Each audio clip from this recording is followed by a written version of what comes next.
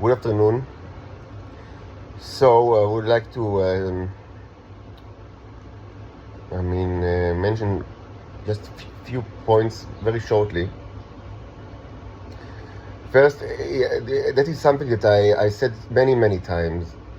So I just, mention it briefly, but it's very, very important. And again, I don't know how many people, actually, I understand that there are many new subscribers and viewers of this channel, and maybe even other channels. By the way, if you have like the will and the human power, human resources, I would recommend. Really, if you're really interested in,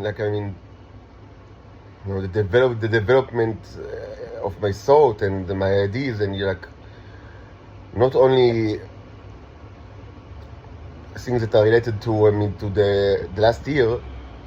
So I would also recommend, of course, if you have the human power, to buy into the Twitter account, and also there is also the Evernote account, which is not open to the public, even though a lot of it was published like in like open links in both my Facebook and my LinkedIn. I also have a LinkedIn account. So some of it you can find there, but there are many hundreds of hours of recording, but they are all in Hebrew. So it's, I don't know, like it's another kind of logistical barrier. But this is something that for a couple of years ago, it started a couple of years ago, the Evernote recording. But there's some interesting stuff over there, I would say. The Evernote recordings are, they are grouped by notebooks, not by dates. So, but maybe you can just get the raw material. Everything that I ever recorded in the Evernote, I sent to my Gmail account. So if you have noamdav@gmail.com, and my, I took it for granted that at least the Americans and the Israelis have no problem at all. Accessing this account, in many ways, and also probably other nations as well through the shared echelon. I don't know how it stands now. In the past, it was actually very easy to get access to the echelon. I understood that, after some time, there was kind of congressional, barriers to it. For certain, for the Americans and the Israelis, it's like, it's an open notebook, literally so, but, maybe I'll just, publish everything in kind of like a blog or something, but I just, one problem is that in the last year, I don't have desktop, desktop computer, and I only used iPad and iPhone, and it's very difficult to actually, to manipulate large amounts of data, without like a proper operation system, and mouse and keyboard.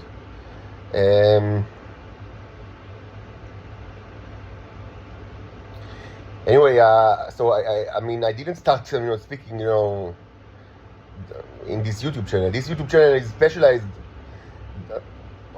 special due to the fact that it documents my scientific journey, which is, empirical and and henceforth, it's a scientific value. But before that, I spoke quite a bit in other throughout this journey. It was all of this very important to me to document my thoughts. Initially, as I said, it was in a written form in what I call the blog, which all of it was, I think, posted to Facebook at some point, or to LinkedIn, or to both. Almost all of it. It's not very long, but it's several. It's quite it's pretty intellectual and even poetic. So it might some of it might sound might be difficult to understand, but some of it actually with the years are only getting more traction, more. I'd rather say that it's kind of full of also prophecies that are actually fulfilling. And as I said, if you read it, it was written 3 years ago or 3.5 years ago, and if you read it, some of it might suggest that the author actually knows more than he actually knows. Because of 2 reasons. First of all, because yes, it was written with divine inspiration, and second, because it was written, with a lot of poetic effort for my part. Not like now that I speak, when I record things, I almost never think about what I'm going to say, or just general idea in advance. And so that's why I'm able to speak so much, like several hours a day, like many times. But the posts were written very, very slowly and with many re-editing, and the poetic kind of layer, adds substantial amount of ambiguity to the text that, in retrospective, can be, and we have, like, the reader can have the tendency to interpret it in ways that he or she, understand as close to what they understand as reality. So, it's easy to dig into the text and to, like, interpret it in a way that you think that, represent the truth as you know it, or as you think that you know it, which gives, like, the author, kind of a credibility that he certainly did not have at the time, because it was written mostly at the beginning of this journey, and I knew very little. But yeah, kind of like the poetic and metaphorical, layers, and the ambiguities can give you the impression that I actually know much more than I actually knew at the time. But I think, I stand behind all the posts, like the written posts.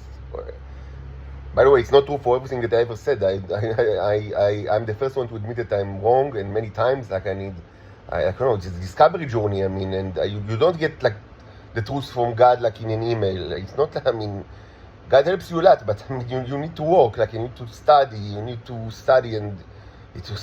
need to, although, as I said, everything that I do is in the last 4.5 years, besides raising my children, everything else is related to this journey. It's not, like, there is no free time, so it's, and of course, you correct yourself. This is true for science, but it's also true for everything else.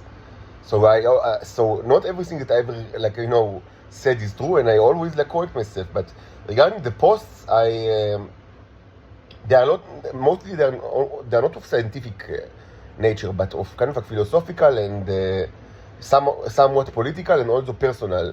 And, like, I really stand behind everything that I've written at the time. And I think that some of it is actually important, and it's kind of, and they are also, it's almost all of it was written, in line with what I call cultural analysis, and something that I spoke about quite a bit recently, but in the past it was my main concern. It was almost the only thing that I spoke about and wrote about. How can you understand the secret layers of reality without being related to any intelligence service, and without anyone helping you besides God, and that your major almost only source is cultural analysis, of what you see around you, people watching and organizational, analysis, and culture in pop, even pop culture artifacts, things like that. And how can all of these can help you to decipher hidden aspects of reality, even things that are considered state secrets, highly classified state secrets.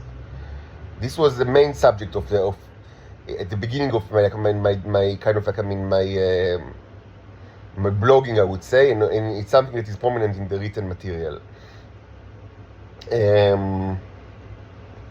Both because this is it's public by definition, so you have access to it, and also the importance is first because it's public, and second because